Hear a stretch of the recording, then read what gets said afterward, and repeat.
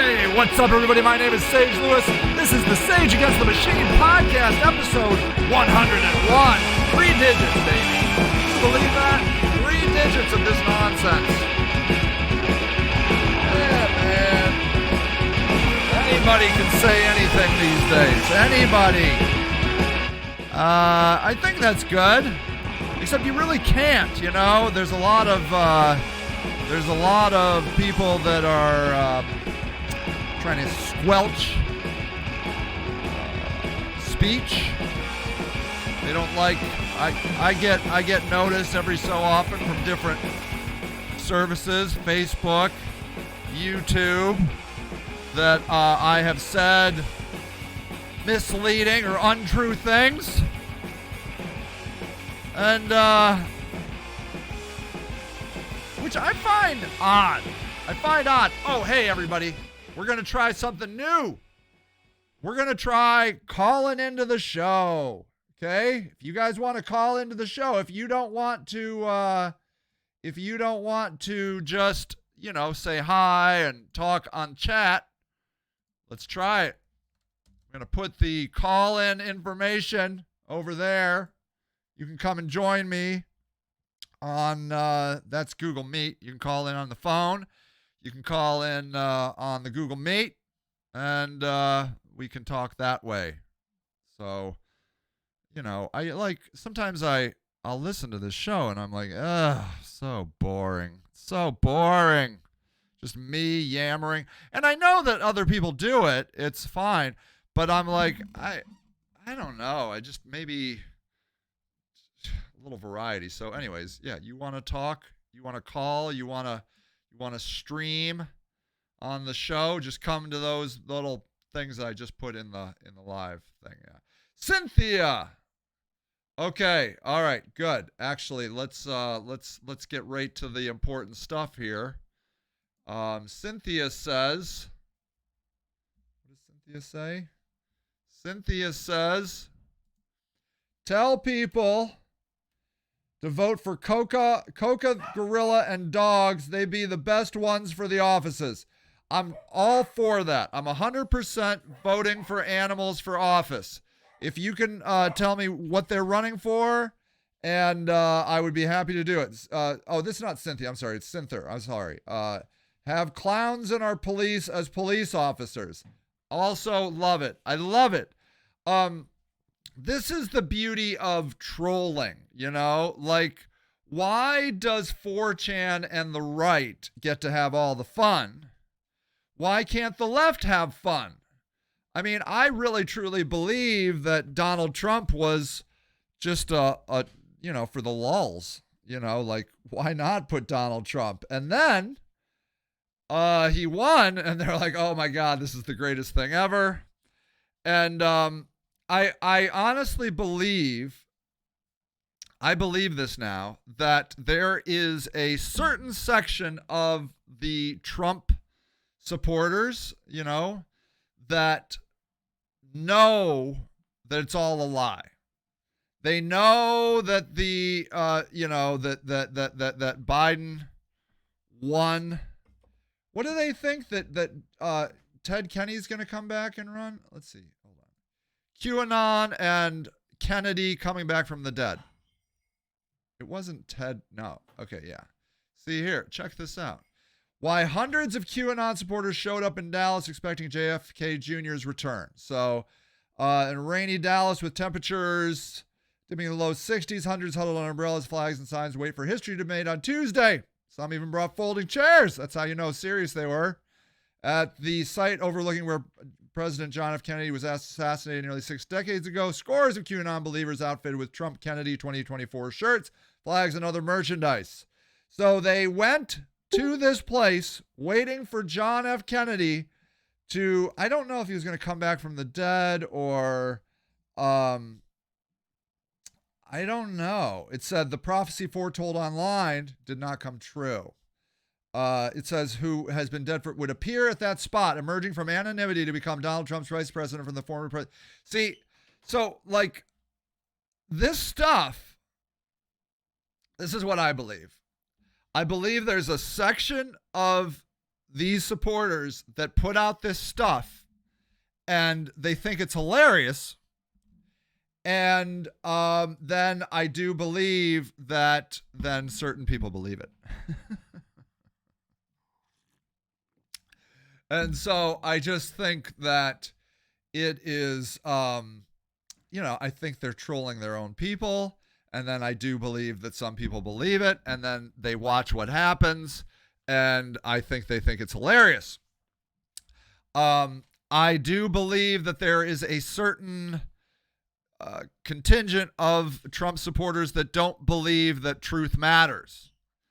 That the truth is just a subjective thing that can be swayed and changed. And then I do believe then there are people that believe it. That's my theory. Love to know your theory. Why don't you call in? Tell me your theory. I'm waiting. Are you still there? Yeah, I'm still in the call.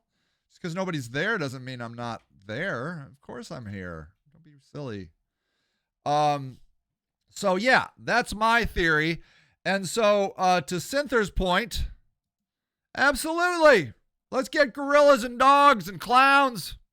Let's get them in there. Why not? Because I'll tell you what, it makes a valid point. Could they really be worse than what we've already got? Could they really be worse than what we've already got? I doubt it. Honestly, they'd probably be better.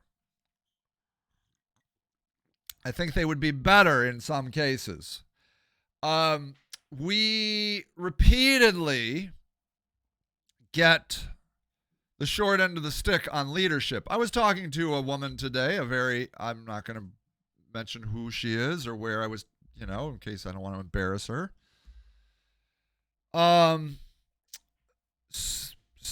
Incredibly smart and educated and accomplished. And she's like, I tried running for office once. Never again. Never again. Never again, she said. I'll never run for office again. And that sucks because who ends up running for office? Guys like me. That's who. You just don't get the leaders you deserve and need. Now, I'm not saying I'm not trying my hardest, but I am saying sometimes I look around and I'm like, my God, am I really as good as it gets? Because honestly, I think I am. That's terrible. It's a nightmare. It's a nightmare. Then we end up having 80-year-olds running our entire country, the most powerful country in the world, and they're insane. Did you watch the debate between Dr. Oz and the other guy? The other guy is, my guy. He's on my side. He believes in what I believe, but he had this massive stroke in May. Can't put a full sentence together. Okay? Hold on. Dr. Oz debate. All right, let's see if I can get something on YouTube here so we can hear this guy. Let me look this up real quick. Let's see here.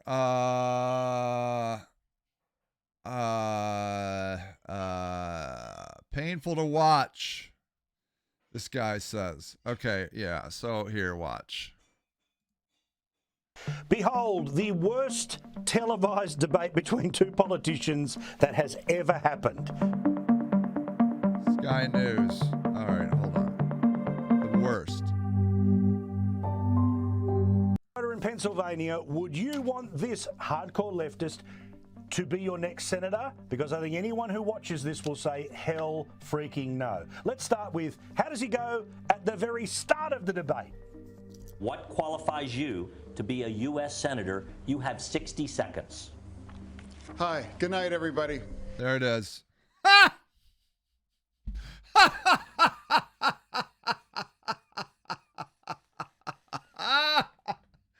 Hi, good night, everybody. This has been a lot of fun.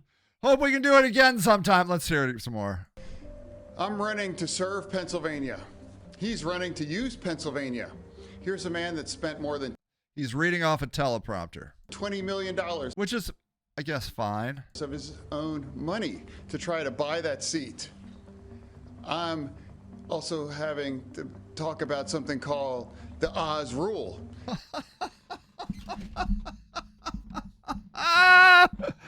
Oh my God. Literally, look, I'm not hating on people that have strokes. What I am saying is not everybody should be a senator, okay?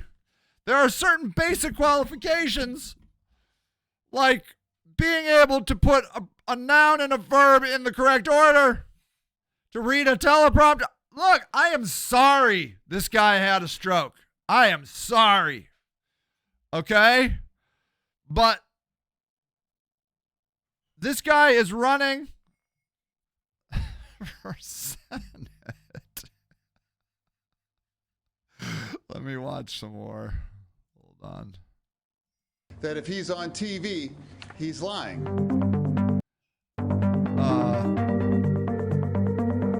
Despite his handicap, they dubbed him performance a disaster. Yeah, now obviously Sky News Australia, I don't know, it's probably a right wing, whatever, blah blah blah, who cares?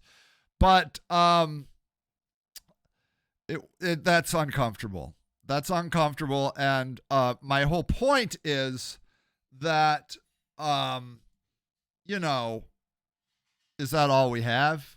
It's all we got is a guy that just had a stroke, can't string an entire sentence together. Is that like what literally, I mean, are we going to just start sending people in a coma onto the stage? Bob Smith, you have 60 seconds to say why you should be elected the next senator of Pennsylvania. It's just 60 seconds of watching this guy on a ventilator. I mean, is it really worse than that?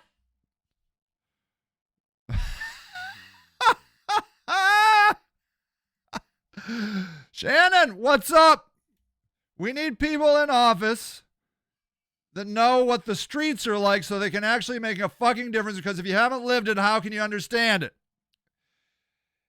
100% that's correct. So, there is extreme poverty in Akron. There are people who are living unbelievably brutal lives. I was talking to my lawyer today. We were talking about sex trafficking, because I'm being sued by the city for sheltering homeless people. And as I was talking to my wife and kid this morning, I'm like, I am being sued by the city of Akron for sheltering homeless people. I'm like, just let that sink in for a minute. Just let that just sit there. The city of Akron is suing me for helping homeless people. There's something fishy about that scenario.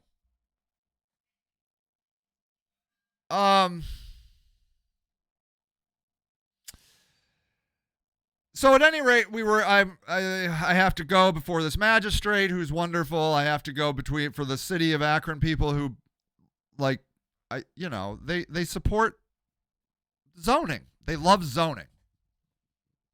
Nothing more important than zoning. I like them both. You know what? I admire them. They're like activists for zoning. They're like the zoning activists. I will go to the mat for zoning. Like, that's pretty fucking noble. Good for you, you know? I appreciate you having values and the whole thing. That's great. It's great.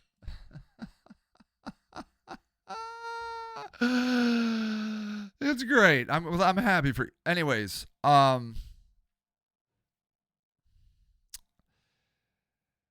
we were going on the elevator, and there were two sheets of 8.5 by 11 paper with, I don't know, 4 by 5, 20 pictures of missing teenagers or children below the 18. Like, you know, and we were commenting, my lawyer and I were commenting. I'm like, I didn't even know. Who are these people? Why have I not heard about them? Why is the first time I'm seeing them in this elevator? Hold on, let me see if they're on my computer yet. Let me see if I can. I took a picture of them. I took a picture of these people. Monday. Hold on. Why don't you just freaking upload my pictures to the interweb so we can have a nice discussion about them here? Hold on. Oh, yeah, there they are. There they are. Explore. See, they're there. I just don't know. Spotlight, blah, blah, blah. I can't figure out sharing. What's the matter, Clarabelle? Clarabelle's having some problems. Our dogs are having problems. I don't know. I can't figure it out. They're on my phone. They say they're up here. I can't find them. I don't know. I don't know where they are. It doesn't matter. All I know is, no, let's see. It's 8 people per page. That's 16 people. They're all women, mostly brown. Okay. There they go. Okay, hold on. There. Okay, let's see here. Okay, so this is Missing Children. Have you seen me? All right. These are people from Ohio, Cleveland, Cincinnati, Whitehall, Columbus. Ages, it looks from 15 to 17. Okay. All girls, female. Then I got on another elevator, and here are some more. Now, these girls aren't all brown, but they're all girls. Oh, Hema was found. And so literally on the elevator, somebody has crossed out and said, hey, everybody, don't worry, Hema's been found. Is that how we're updating this? Don't worry, Hema, it's okay, everybody, we found Hema. Now, interestingly, there's more light-skinned people here on this picture, you know. Have these other girls been found and been crossed off? Hold on.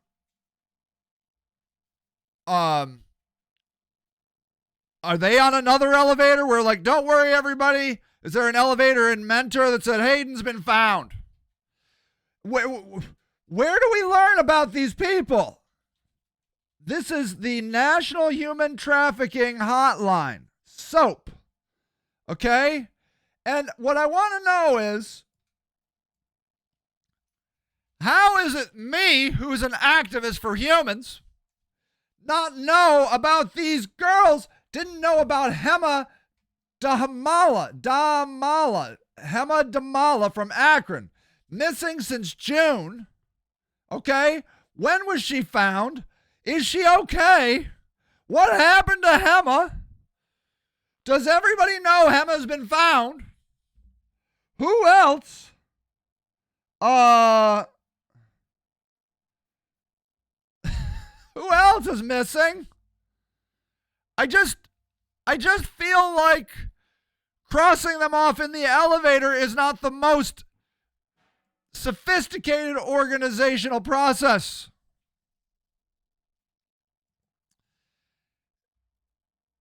Shannon says, if I did run for office, my slogan would be former addict, single mom, lives under poverty level, formerly homeless. I get it.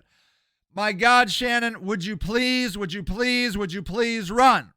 Now, what's going to happen is if you do run, you'll never run again because they will destroy you. They will destroy you. They'll look into your past. They will start divulging things that you've done. They will come after you as a mom. They will crush you. And then you'll be like, fuck that, I will never run again.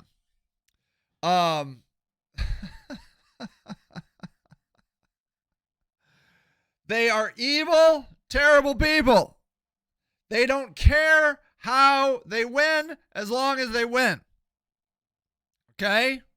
The people in office are in office because they are greedy and they are obsessed with power. They don't care if they're helping people. They don't care. All they care about is getting reelected. That's it. And they will destroy you. They don't care what happens to you along the way as long as they win.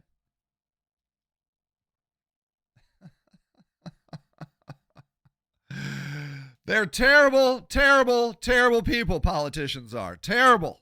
Can't say enough. Terrible about the politicians.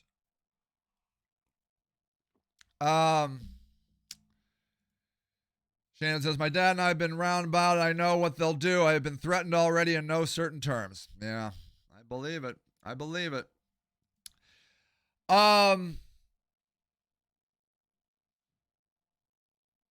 So, of course, we're not going to get the best of the best because the best of the best are like, I'm good. I don't need that. So you get guys like me. And in this realm, I'm sorry to say and sad to report, I'm about as good as it gets. Okay? I'm not saying I don't suck. I'm just saying I suck less than everybody else that's running for office. It's just a terrible place. And, but this is critical to our democracy. It is critical to our democracy that we have decent people to vote for. Because what happens is they run around telling us that we have to vote. And then we look around and we're like, vote for what? You're like, you better vote, man. You better vote. You better vote. And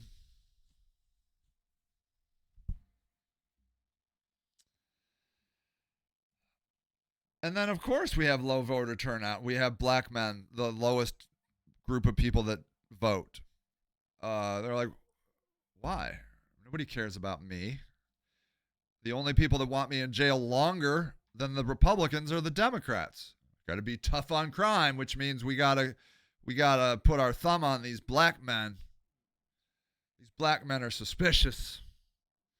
Haven't you heard? They got big dicks and their sexual libido is off the charts and they're dangerous, man. They're dangerous.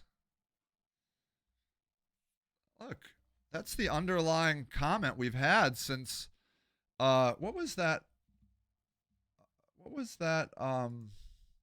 super racist movie without words? The Birth of a Nation. Yeah, you remember this movie? Birth of a Nation, most racist movie ever made. D.W. Griffith's film was released on February 8th, 1915. A century later, it's regarded as a landmark in cinema history and terribly bigoted. Basically, it's this idea that black men are coming for our women. They're overly sexual. They're dangerous. They're scary.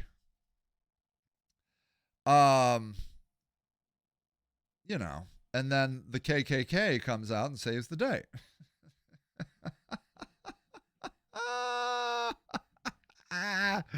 It was actually filmed, or not filmed. It was screened in the White House. In the White House. It says the film is one of the most racist films ever made. Maybe the most racist film ever made, says Alan Scott, author of the just published Cinema Civil Rights. This film actually depicts lynchings as a positive thing. The politics of the film was essentially to say certain black people are worthy of being lynched.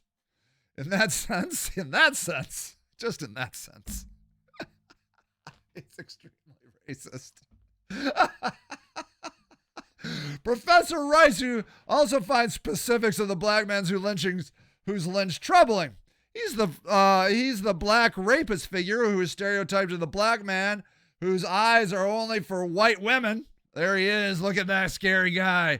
This played deeply into the pervasive fear of miscegenation. How can I be afraid of something I can't even pronounce? What is that? What's the interbreeding of people considered to be of different racial values. Okay. Look at that poor white woman.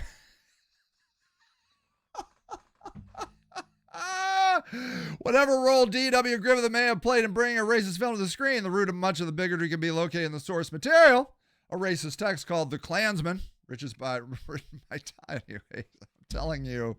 The film is credited with reviving the racist KKK, who adopted it as a recruitment tool. Ku Klux Klan's been a kind of a dead organization by 1915, but with the film, came out and became a hit. KKK was refounded and capitalized on the film's success in the 20s, became a massive organization at the peak of the nation's furor. Anyways, you get it? Holy crap. So, look, I know a man who told me that if he was walking in Akron, which I can't imagine because he doesn't live in Akron and would only drive it anyways, that he would probably cross the street if a young black man was walking towards him. Okay? Okay? That is a man that's alive today. Okay? A man that is alive today. Shannon says, looks like she found a spider in her iced coffee.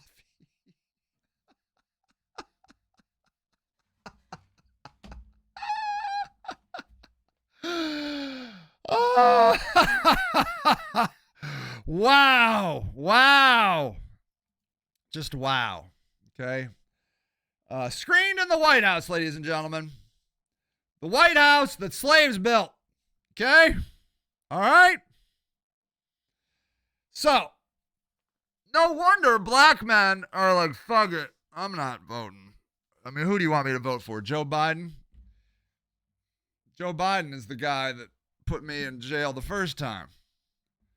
Screw Joe Biden. Screw them all. I'm just going to stay home. So you can't blame them because they're like, go and vote. Let's register people to vote. For who, motherfuckers? Who are you going to vote for? Because the people that are thoughtful, look, I've been out, I'm going to about 50 voters a day, knocking on doors, running for Ward 8. I'm a glutton for punishment. I don't care. You can hate me. I'm knocking on your door. I'm gonna say, hi, my name's Sage Lewis. I'm running for Ward 8. I'd like to be your next city council person. I'm doing that. I'm doing that because I've been told it helps, and I'm going to do everything I can to win because God help us, somebody needs to be in politics that will stand up for the people. God damn it. Because right now, the people that stand up, that get into politics, want to just be in politics. And so they stand up for the people that fund their campaigns. Corporations. I don't care if you're a Democrat or a Republican. That is the truth. That is the truth. They just want to be in office. Look, my goal is to run and win and be in office for 4 years. I'm going to be in office like it's the last 4 years I will ever be allowed to be in office again. I am going to fight for the people in the most extreme, hardcore way I possibly can. I am not going to strategically plan my re-election campaign. I'm going to do everything in my power to stand up for the people of Akron. Specifically, well, not specifically, but including people like our friend Shannon here, former addict, single mom, lives in poverty, formerly homeless.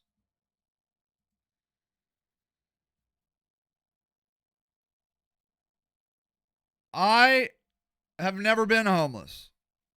I am an alcoholic. I haven't drank in about 19 years. I can get you the exact date if you'd like, but it's been about 19 years. I cannot drink because I love it too much. It's my true soulmate. I understand addiction. I come from a single mom who made minimum wage, selling. Initially, she sold Minuteman Press printing door to door from businesses. Then became the suspension monitor at Medina High School, and she did that most of her career. People really liked her as the suspension monitor. It was actually a very, she did it so she could be home when I was, when I got home from school and as a young kid. And, but people oftentimes come to me and say, hey, your mom was the suspension monitor when I was in suspension. She was really cool. And that always meant a lot to me because you know what? We got to stop just hating people because of whatever reason we hate people. You're black, I hate you. You're white, I hate you. You're rich, I hate you. You're poor, I hate you. You're an addict, I hate you. No, man. I'm not saying you can't hate people like me and Jeff Fusco. I hate Jeff Fusco. He's evil. He's a bad, bad man. We have to do everything we can to get him out of office. It's not because I hate Jeff Fusco because he's an old white man. I hate Jeff Fusco because I hate Jeff Fusco. He's evil. He carries the water for the administration. He is trying to undermine issue 10 by putting some sort of weird, contrived, ordinance or something where city council is going to vote on how they feel about issue 10. They got no place to be doing that. Stay out of the election, Jeff Fusco. You're an asshole and you're undermining the will of the people. So fuck you. See? That's how you hate a person. Do you see the difference? Not like, oh, there's an old white man. I hate you, old white man. No. Do you know the guy who's the director of Mad Max Fury Road? You know this movie, Mad Max Fury Road? George Miller, born in 1945. That movie goes hard, baby, from start to finish. An old man, an old white man. Look at that guy. Couldn't look older and whiter. Couldn't do it. That movie goes hard.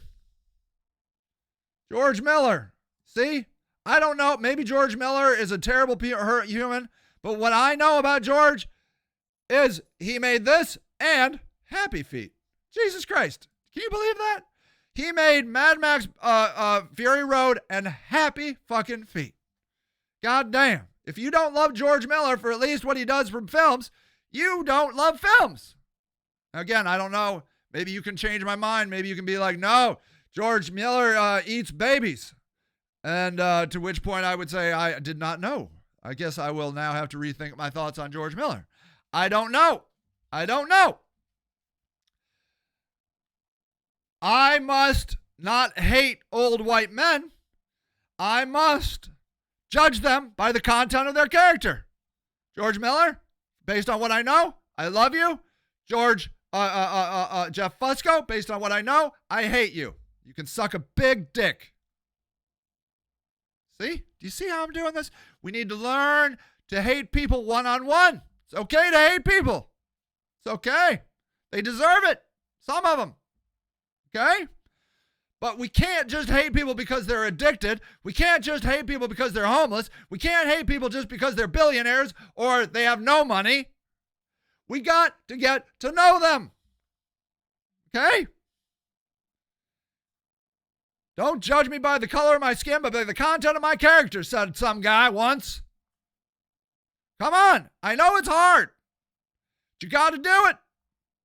You got to do it. Now, you might say, well, but Sage, I hate all homeless people because they need to get their shit together. Okay.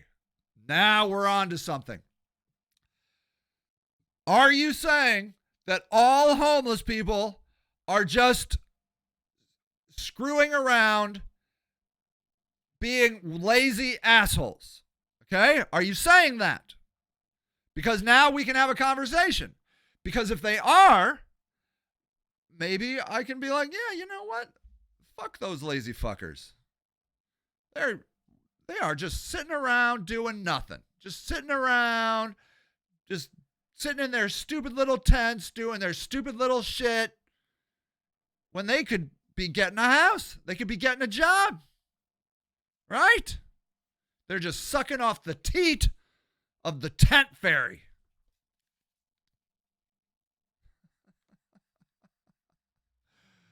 So let's just say that. Is that what you're saying? Are you saying that there has never been a person who found themselves in a tent through no mistake of their own? Is that what you're saying? Well, everybody shares some responsibility. Oh, they do they? Everyone shares a responsibility for finding themselves in a tent. They do, huh? Mom and kid living in a tent in California. You see this story? You see this guy? Theo. He's homeless in a tent. Okay? Are you going to blame Theo for being in a tent? Fuck you, Theo, you piece of shit lazy kid. Get to work. Theo's just a 7-year-old living in a tent. Okay? Can we say that we don't necessarily want to blame Theo? Because if,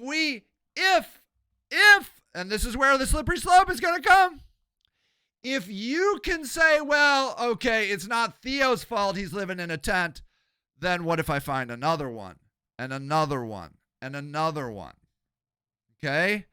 What I'm doing is I'm undermining your theory that all homeless people are lazy, no good addicts. Okay? And then you're gonna have to decide, well, I guess there could be some homeless people that I've just had a bad, some bad luck. Let me give you another example.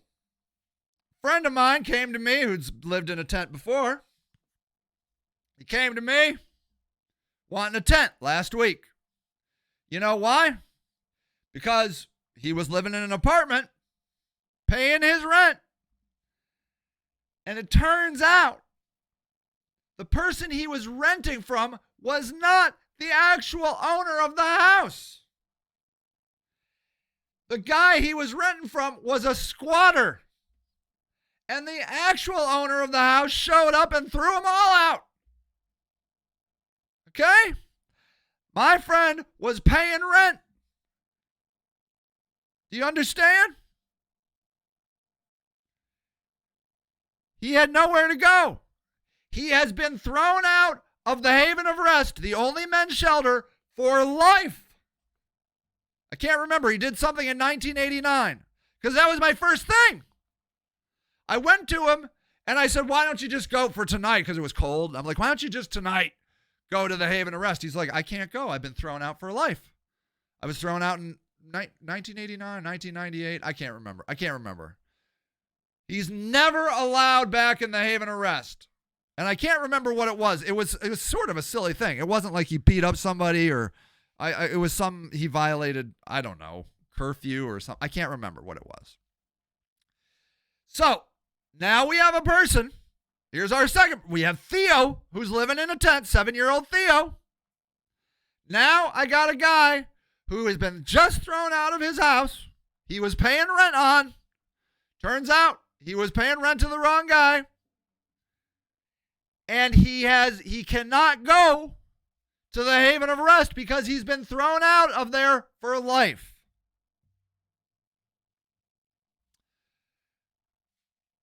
Could that guy get a tent in your world? Or are we just going to blame him? Well, no, he's a piece of shit. Fuck him.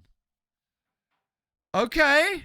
Is Theo a piece of shit? Fuck him. I mean, the he's a piece of shit, fuck him theory is a theory.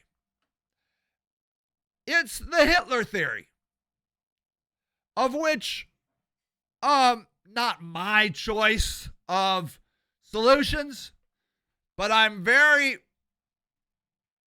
glad, I guess. I don't know if glad's the word. At least Hitler had a theory about homeless people. I'm not talking about Jews. He killed all kinds of people. Just let's take the homeless people. He just killed homeless people. Didn't he? Did Hitler kill homeless people? I want this to be a factual show, you know.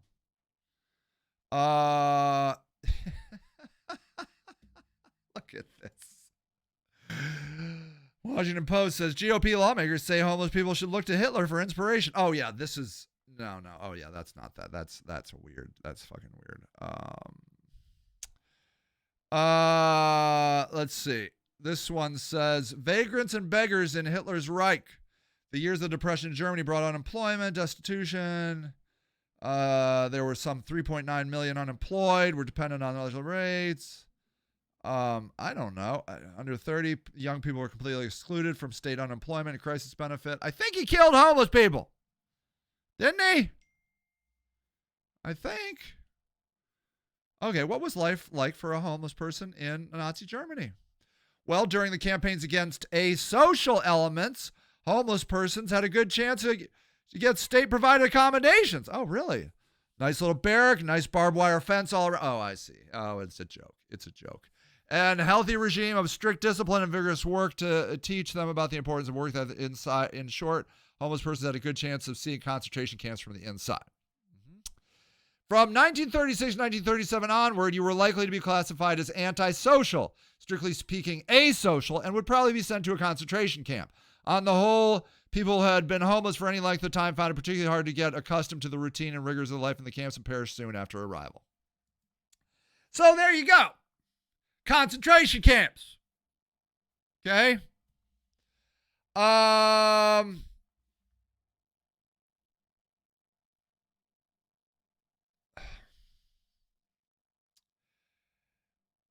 It's more effective than what the Democrats are doing, which is just letting people fester on the streets of our cities. So let me break it down to you. There's two sides. There's the housing first side, which is the liberal agenda, which everybody gets a house.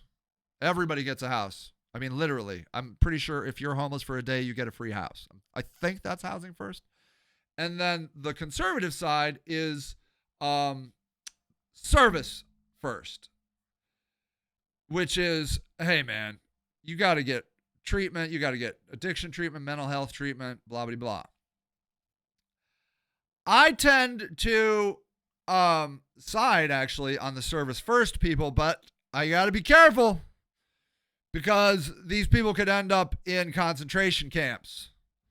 And, like, for example, Portland, Oregon right now is going to outlaw camping on sidewalks, which I support.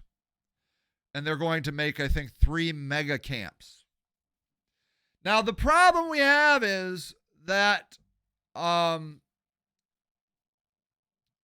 have to see what these mega camps are like, because I am of the belief that it's your life, and if you aren't hurting somebody else, do whatever the fuck you want with your life.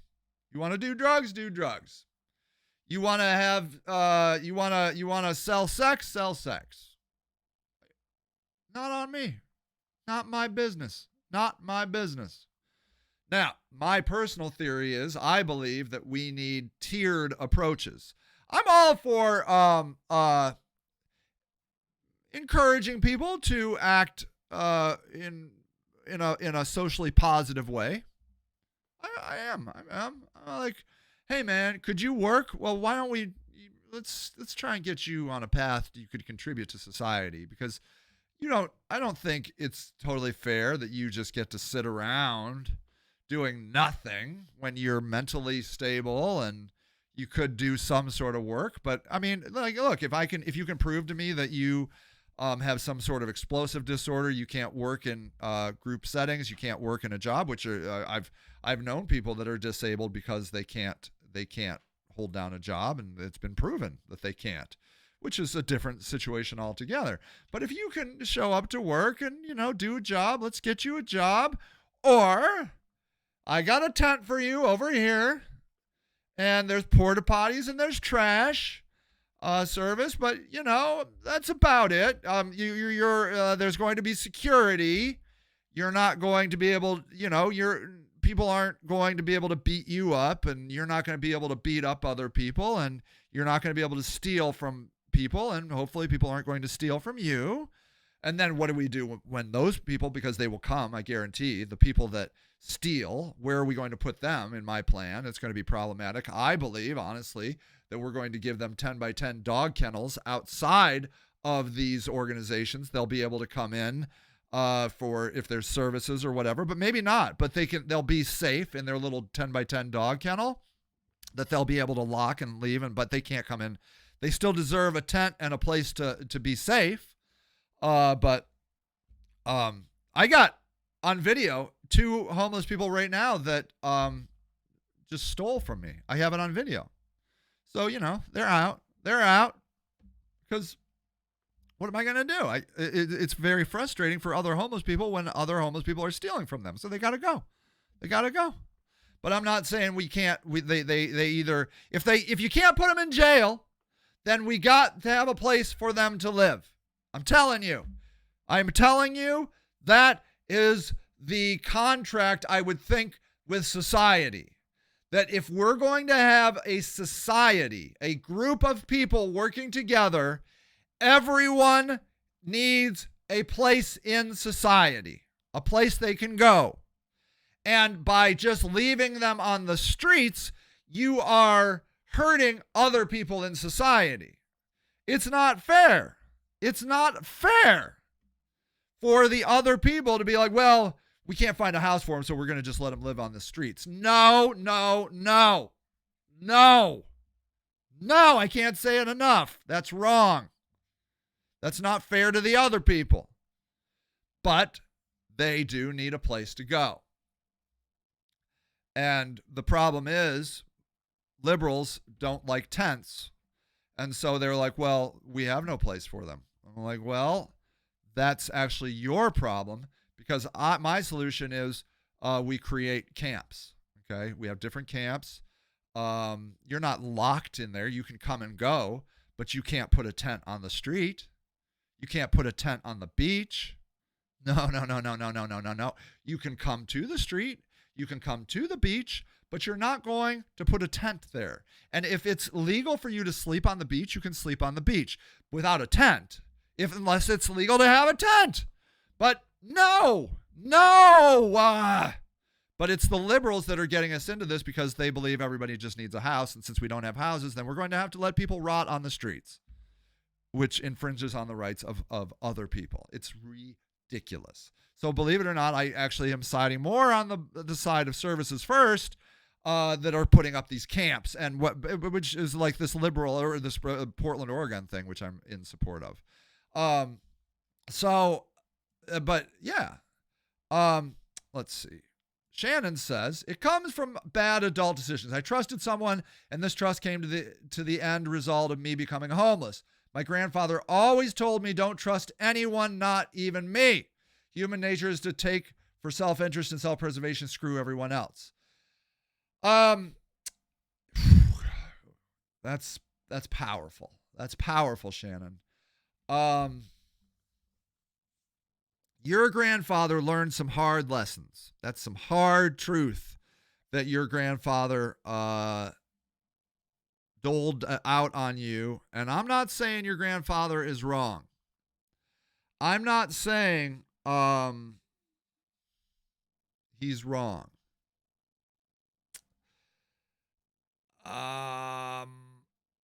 And you obviously found his truth in this situation where you trusted somebody and that ended up being you becoming homeless. And I think those kinds of scenarios happen a lot. I see a lot of people become homeless after their spouse dies or their parent dies, you know.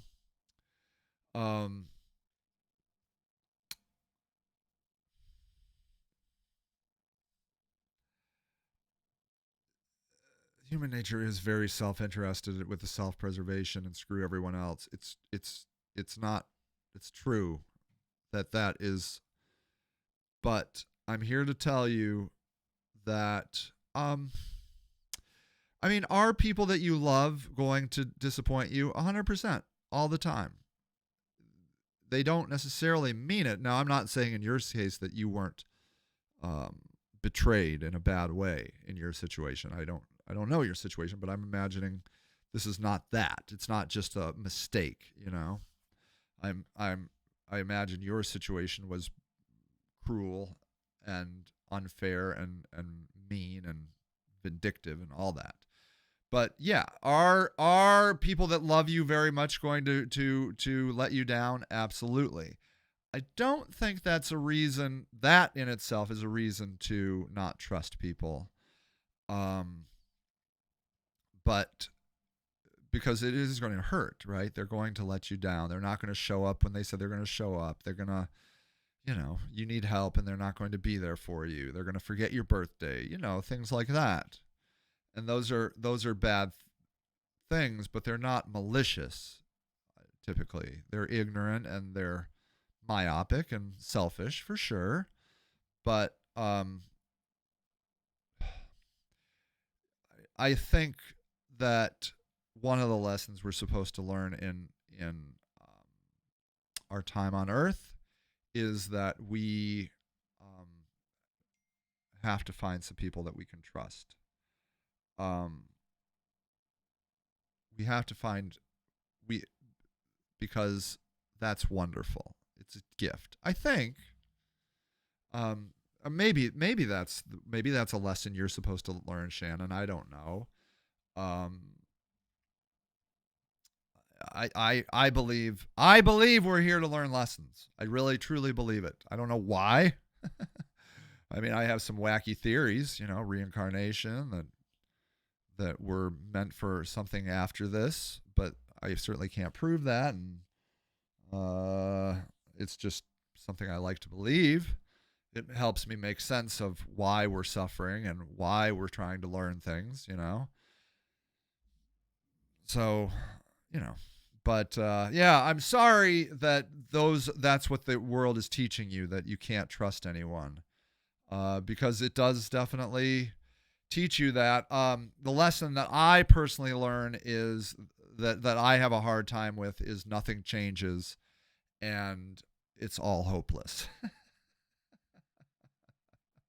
I believe that the pieces move around on the board, but I don't know that I believe things are getting better. Like, I know for a fact that we're living longer, healthier lives, but I don't think that was out of altruism. I think that was just society making money on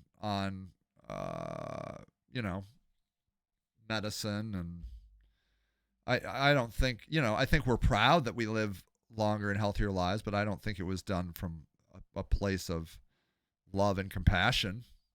I just think it just happened because we cleaned up our trash off of the streets. We got better medicine. We got better health care. We're paying people a little bit more money, not because we want to, just because there's pressure to do it.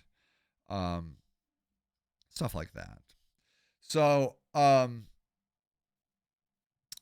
I have a very hard time believing that there is hope, but I'm going to tell you this. Maybe more than ever, I am hopeful right now. Dan Horrigan has committed to leaving Akron as mayor, and that is so wonderful. He is not a good mayor. I don't think he's a bad man like Jeff Fusco. Jeff Fusco is a bad man. Dan Horrigan was just in over his head. That's my belief. Which warrants you not needing to be in that position. You need to get out of that position. But he's not bad like Jeff Fusco is bad.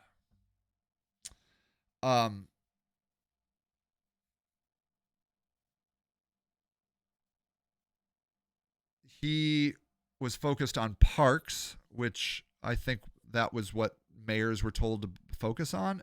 Like in big cities, you see it. They're focusing on parks. He goes to these, yearly retreats for mayors, and I think people are like, well, we're focusing on parks now, and we're focusing on people moving into the cities. It's no longer, cities are no longer a place for manufacturing and business. It's for places to live. And he's like, okay, we'll now live in Akron.